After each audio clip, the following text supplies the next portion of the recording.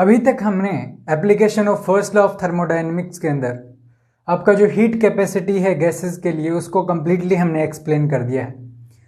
Next जो topic है हमारा एप्लीकेशन में वो हमारा आता है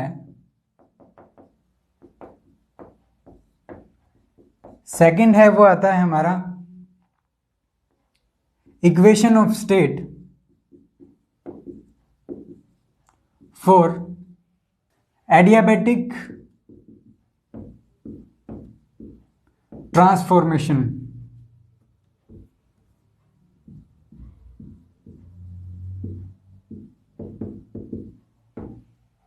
कि हमें क्या है, equation of state find out करना है एडियाबैटिक प्रोसेस के लिए। ओके, हम पहले भी आपकी एडियाबैटिक जो प्रोसेस है उसको एक्सप्लेन कर चुके हैं। ओके, हमने चेक किया कि एडियाबैटिक प्रोसेस में हम एक आइसोलेटेड सिस्टम को कंसिडर करते हैं जिसके अंदर किसी भी तरीके का हीट ट्रांसफर नहीं हो पाता सिस्टम और सराउंडिंग के बीच में। इट मीन्स जो चेंज इन जो हीट है वो आपका जीरो होगा एडियाबैटिक प्रोसेस के अंदर। ओके, अब अगर हम इसके एग्जांपल्स डिस्कस करें कि एग्जांपल्स क्या हैं। ओके, सबसे इंपॉर्टेंट एग्जांपल है कि सपोज हमारे पास एक पिस्टन है, ओके, कुछ इस तरीके से, और उसको हमने एक एडियाबैटिक वॉल से बने एक कंटेनर के अंदर डाला हुआ है। ये हमारा पिस्टन है, ये भी आपका क्या है, एडियाबैटिक वॉल से बना हुआ है। यहां पर आपका गैस सब्सटेंस है। ओके, सो सपोज दो तरीके की प्रोसेस हो सकती है, या तो हम इसको कंप्रेस करें आपके सिस्टम के ऊपर फोर्स लगाकर, या हो सकता है सिस्टम ऑटोमेटिकली ही एक्सपेंड करेगा। दो तरीके की प्रोसेसेस हो सकती हैं। ओके, इन दोनों प्रोसेसेस में किसी भी तरीके का जो डेल्टा क्यू है या फिर बोल सकते हो हीट ट्रांसफर है सराउंडिंग और सिस्टम में, वो आपका जीरो होगा। ओके, सेकंड एग्जांपल देखिए, सपोज सेकंड एग्जांपल आपका आता है कि जो साउंड वेव्स हैं एयर में, साउंड वेव्स इन एयर, ये आपका था isolated piston gas system. Okay, sound wave in air, इसमें क्या होता है, एयर के अंदर साउंड आपका कैसे मूव करता है, वाइब्रेशंस जो हैं वो आपके क्या करते हैं, एक पॉइंट से दूसरे पॉइंट पर, सपोज यहां पर हमने एक स्पीकर था हमारा या फिर कोई वाइब्रेटर था, वो जैसे ही वाइब्रेट करेगा ना, तो जो एयर है, जो मॉलिक्यूल्स हैं वो या तो क्या होंगे, क्लोजली एक दूसरे के होंगे, फिर क्या होंगे, यहाँ पर बिल्कुल डेंस होगा एक बिल्कुल। ओके, उसके बाद क्या है, जो डेंसिटी है वो क्या होगी, कम होगी, फिर डेंसिटी आपकी वापस ज़्यादा हो जाएगी, जो वेव है उसकी, फिर आपका क्या होगा, कम हो जाएगा, और ये आपके वापस हो जाते हैं। ये जो है ना, इनको बोलते हैं हम कंप्रेशन। और ये जो है बीच का जिसमें डेंसिटी कम हो जाती है, ये होता है आपका रेयर फ्रैक्शन। ओके, सो वेव्स का एक तरीके से या फिर बोल सकते हो कि गैस जो है आपकी वो कंप्रेस हो रही है इस केस में, और यहां पर क्या हो रही है, एक्सपेंड हो रही है। ओके, सो हम अज्यूम करते हैं कि साउंड का फ्रीक्वेंसी बहुत ज़्यादा होता है नॉर्मली। अगर हम इनके जो कंप्रेशन और रेयर फ्रैक्शन में जो टाइम लगने वाला है अगर उसको कंसिडर करें, तो वो जो टाइम है वो आपका बहुत कम होगा। Okay, suppose 10 to the power -5 second भी हुआ ना, तो भी बहुत कम टाइम है।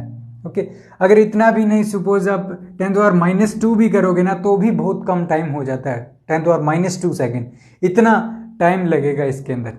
इट मीन्स इतने कम टाइम में आप एयर को कंप्रेस भी कर रहे हो, ओके, उसको एक्सपेंड भी कर रहे हो। ओके, दोनों ही प्रोसेस में क्या इतने कम टाइम में ये हीट को रेडिएट या फिर जो एब्जॉर्व कर सकता है, रेडिएट या एब्जॉर्व कर सकता है इतने कम टाइम में? नहीं कर सकता। ऑब्वियसली 10⁻² सेकेंड बहुत कम टाइम है हीट एक्सचेंज करने के लिए। इट मीन्स ये जो टोटल प्रोसेस है जिसमें कंप्रेशन होगा या एक्सपेंशन होगा, दोनों ही प्रोसेसेस में आपका जो हीट है उसका एक्सचेंज नहीं होगा। ओके, सो इस तरीके से ये आइसो जो एडियाबैटिक प्रोसेस है वो हो जाता है इसके अंदर।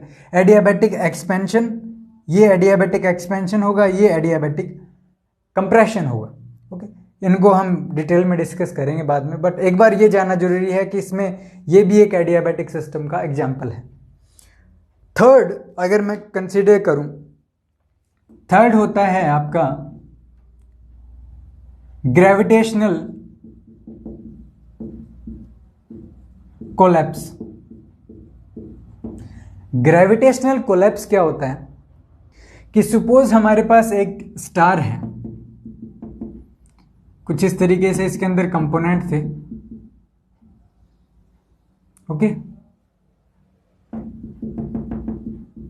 अब जैसे ही अंदर का प्रेशर कम होता है स्टार के अंदर, जैसे ही उसका एनर्जी क्या होता है, डिक्रीज होगा।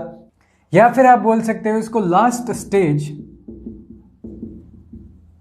स्टार। इस स्टेज में क्या होता है, इसका एनर्जी क्या होता है, कंप्लीटली वैनिश हो जाता है सिस्टम का।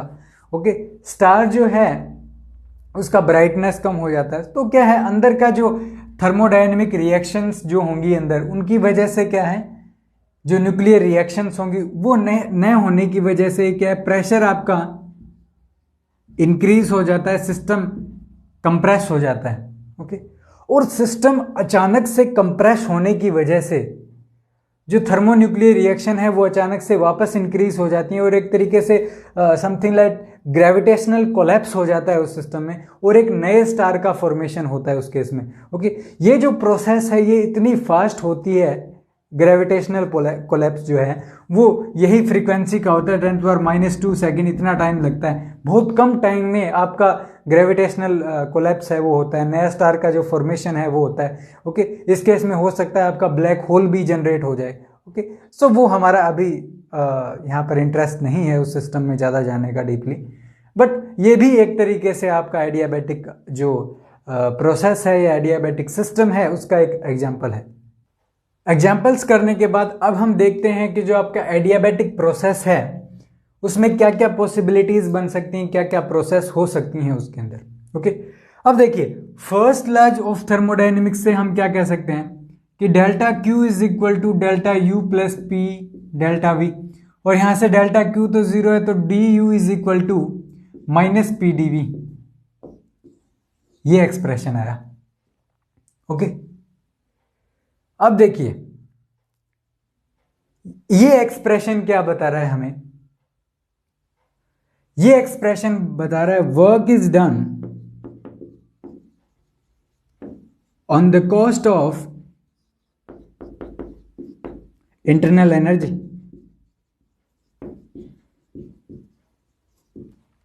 कैसे कि आपका जो चेंज या फिर आपका जो वर्क डन है जो सिस्टम करेगा वो इक्वल होगा अमाउंट में चेंज इन इंटरनल एनर्जी, और नेगेटिव साइन आपको बता रहा है कि डिक्रीज होगा इंटरनल एनर्जी में। जैसे ही सिस्टम आपका वर्क करेगा इंटरनल एनर्जी डिक्रीज होगा।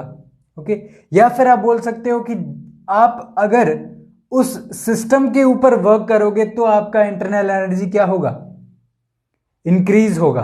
ओके, कैसे होगा इनको हम चेक करते हैं। तो सबसे पहले इसको समझने के लिए हम कंसिडर क्या करते हैं, सबसे पहले कंसिडर करते हैं कि अगर एडियाबैटिक कंप्रेशन अगर हो,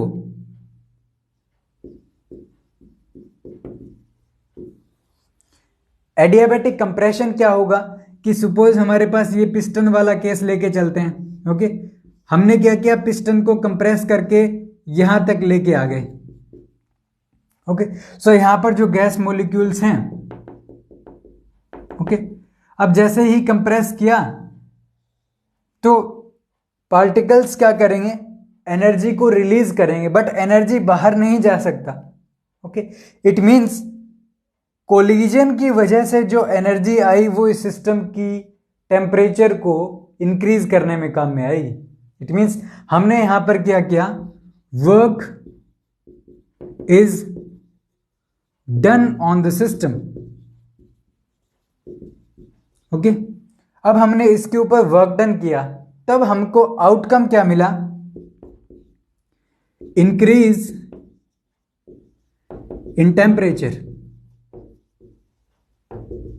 इसके अलावा अब जैसे देखिए कि आपका इंटरनल एनर्जी किसका, टेम्परेचर का फंक्शन होता है। इट मीन्स जैसे आप टेम्परेचर इंक्रीज करोगे देन क्या होगा, टेम्परेचर इंक्रीज करने से, सपोज आइडियल गैस था तो डिपेंड करता है टोटली टेम्परेचर पर। सो जो इंक्रीज होगा आपका इंटरनल एनर्जी में,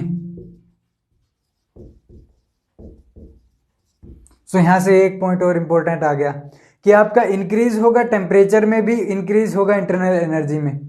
ओके, इट मीन्स क्या हुआ कि अगर आप वर्क डन करोगे उस सिस्टम के ऊपर, देन जो आपका इंटरनल एनर्जी है वो क्या होगा, इंक्रीज होगा। ओके, ये तो आ गया आपका एडियाबैटिक कंप्रेशन। ओके, कि जैसे ही वर्क डन किया आपका टेम्परेचर सिस्टम का इंक्रीज होना पड़ेगा, उसका इंटरनल एनर्जी इंक्रीज होगा। सेकंड केस देखते हैं हम।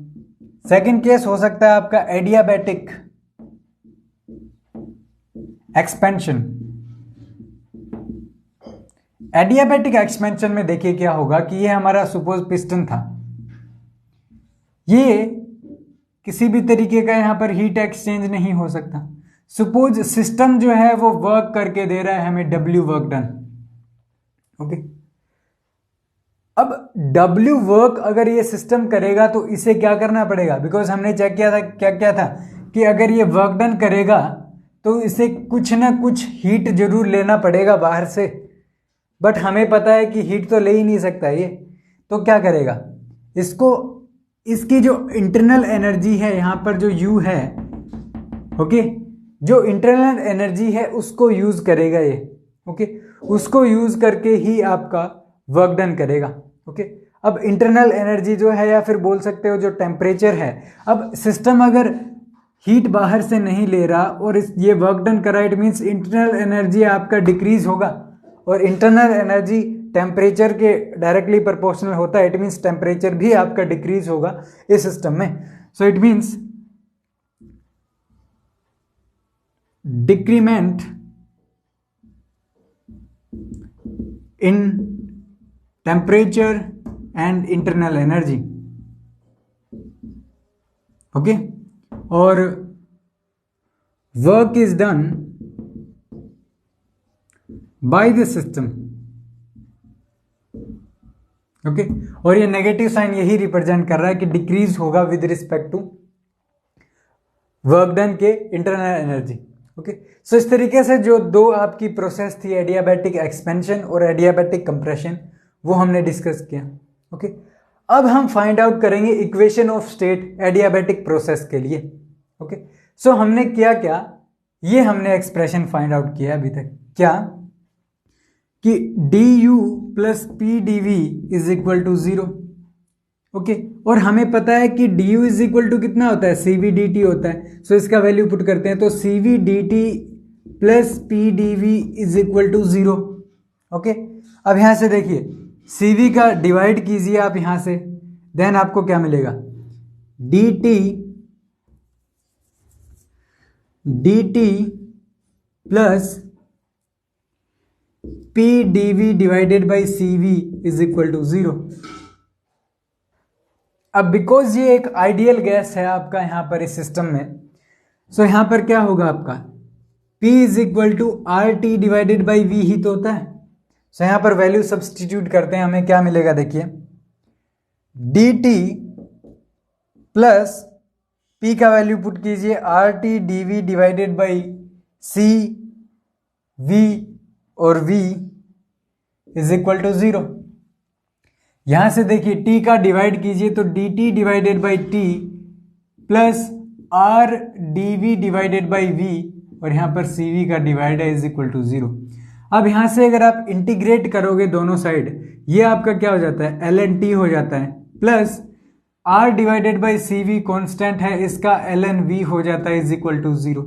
ओके, अब ln t प्लस एक log की प्रॉपर्टी होती है कि यहाँ का टर्म जो है वो आप इस क्वांटिटी की पावर में ले सकते हो। इट मीन्स ये आपका हो जाता है ln v to the power r divided by C V is equal to 0। अब यहाँ से देखिए log का प्रॉपर्टी क्या होता है कि ln a plus ln b जो है वो is equal to ln a b हो जाता है।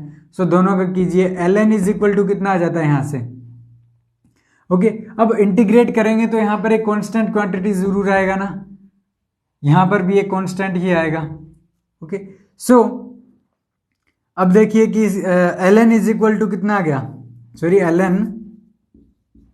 ln t v to the power r divided by C V is equal to, अब यहाँ पे देखिए कितना है k ही है, ओके। सो एंटी लोग लेंगे तो यहाँ से t v to the power r divided by C V is equal to e to the power k, और ये आपका क्या है, एक कांस्टेंट क्वांटिटी है, ओके।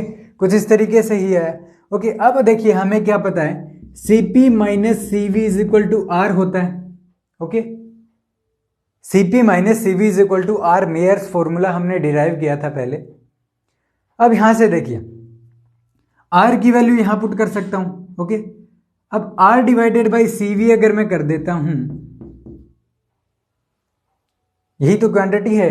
सो यहां से देखिए Cv से Cv cancel out, Cp divided by Cv minus 1 is equal to R divided by Cv, okay. So यहां से Cp डिवाइडेड बाई Cv किसके इक्वल हो जाता है, Cp divided by Cv is equal to कितना होता है, गामा, ओके।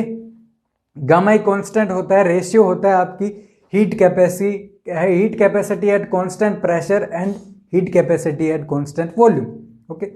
अब देखिए गामा माइनस 1 जो है वो इसका वैल्यू आ गया R divided by C. It means ये कितना वैल्यू हो गया, t v to the power r minus 1 sorry gamma minus 1 is equal to एक कांस्टेंट क्वांटिटी होगा। सो ये एक हमारे पास इक्वेशन ऑफ स्टेट आ जाता है एडियाबैटिक प्रोसेस के लिए, ओके। ये एक इंपॉर्टेंट इक्वेशन है, इसका हमें यूज करना होगा, ओके। अब देखिए इसको हम डिफरेंट फॉर्म्स में भी चेंज कर सकते हैं, ओके। कैसे, देखिए कि अगर यहां हम कंसिडर करें आइडियल गैस इक्वेशन से यहां पर वैल्यू सब्स्टिट्यूट कर सकते हैं हम डायरेक्टली, कोई प्रॉब्लम नहीं होना चाहिए। कैसे कि PV इज इक्वल टू कितना होता है, RT, ओके। और यहां से कितना है, T v to the power gamma minus 1 is equal to एक कांस्टेंट है, ओके। अब यहां से देखिए T का वैल्यू पुट कर सकते हो ना, T is equal to PV divided by R। So it means PV divided by R और v to the power gamma minus 1 is equal to constant है। अब देखिए v और गामा माइनस 1 इसका करूंगा तो p v to the power gamma रह जाता है, r का इधर मल्टीप्लाई करूंगा तो ये भी एक कांस्टेंट आ जाता है। सो ये आपका एक फॉर्म था adiabatic equation of state, okay. ये आपका सेकंड फॉर्म आ जाता है। और भी हम फाइंड आउट कर सकते हैं, कैसे, यहां अगर हम वॉल्यूम का वैल्यू पुट कर दें T, ओके, वॉल्यूम का वैल्यू कितना आ गया, V is equal to RT divided by P, okay.